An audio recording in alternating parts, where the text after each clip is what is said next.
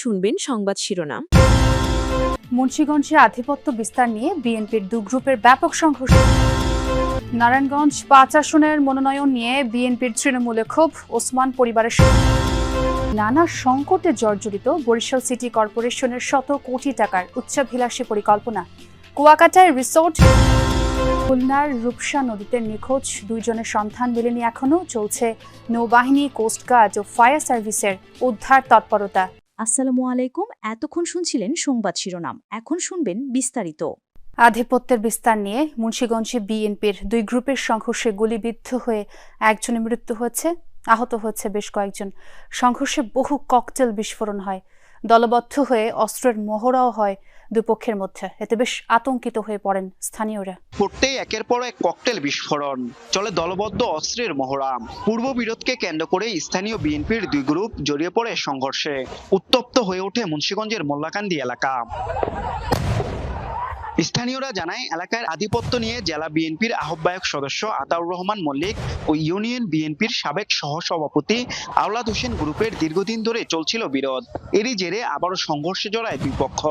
সংঘর্ষে গুলিবিদ্ধ হয় আরিফ ও ইমরান নামের 2 জন। পরে জেনারেল হাসপাতালে নেওয়া হলে আওলাদ গ্রুপের আরিফ মীরকে মৃত ঘোষণা করে চিকিৎসক। আব্বু সকালবেলা গেছে, যাওয়ার পরে মুখ চোপা ধুইছে, তো বাথরুমে তাইছে, পরে হেরে উনতে গুলি করছে।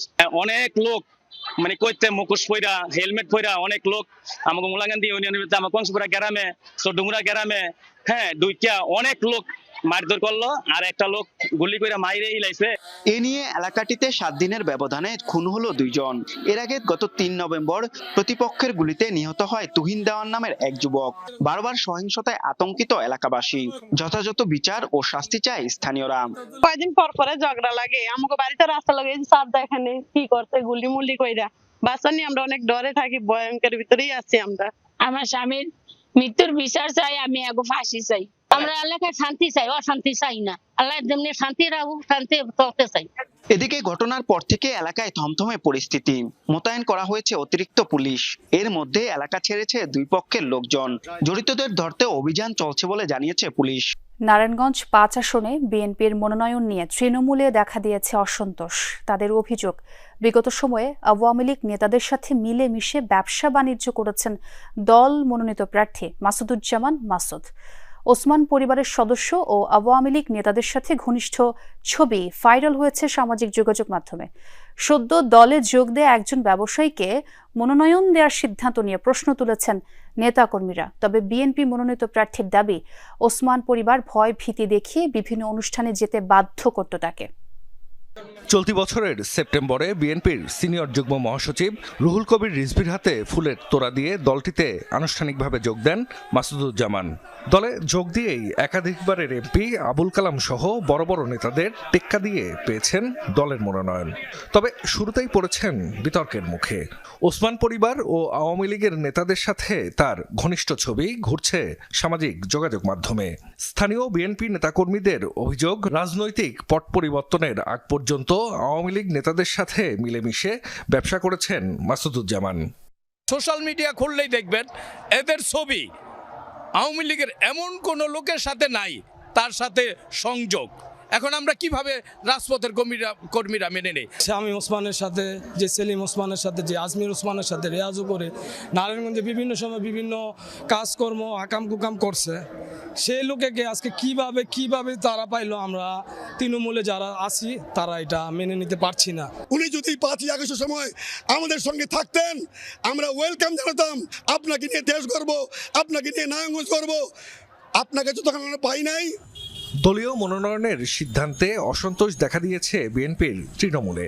দুঃসময়ে নেতাকর্মীদের পাশে ছিলেন এমন কাউকে ধানের শীষ প্রতীক দেওয়ার দাবি তাদের। আন্দোলন সংগ্রাম করেছে, আমরা এরকম একটা ব্যক্তিকে আশা করেছিলাম। তলে 17 বছর যে কর্মীরা মাঠে ছিল সেই কর্মীদের মূল্যায়ন হতো। আমরা আশা রাখি কেন্দ্র যথাযথ মূল্যায়ন করবে, তার প্রতিফলন হবে। এখন আমরা আশা আছি পরিবর্তন হবে ইনশাআল্লাহ। তবে বিএনপি মনোনীত প্রার্থীর দাবি, ওসমান পরিবার সহ আওয়ামী লীগ নেতারা ভয়ভীতি দেখিয়ে বিভিন্ন অনুষ্ঠানে যেতে বাধ্য করত তাকে। ব্যবসা টিকিয়ে রাখতেই যেতে হতো সেসব অনুষ্ঠানে। সেলিম ওসমান উনি আমাকে রিং করে যে 11 নম্বর ওয়ার্ডে যাব, তোমাকে থাকতে হবে। আমার এই দলের সাথে কোনো যোগাযোগ নাই, আমি কেন আপনার এখানে যাব? এই সেলিম ওসমান আমার বাপকে রিং দেয়, আমার সম্বন্ধে অনেক কিছু বলে এবং এক রকমের হুমকি।